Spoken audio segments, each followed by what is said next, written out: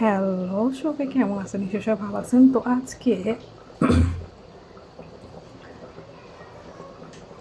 এই যে গরুর মাংস, দেশি আলু,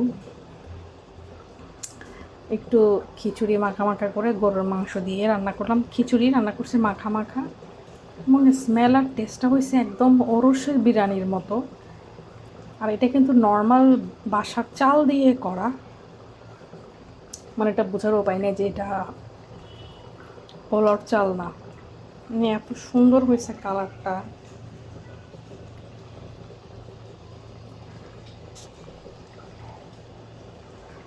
এটা হচ্ছে মাংস দিয়ে, এটা আমরা খাবো, এটা আব্বু আম্মু খাবে না, তাই আব্বু আম্মুর জন্য আলাদা করে এই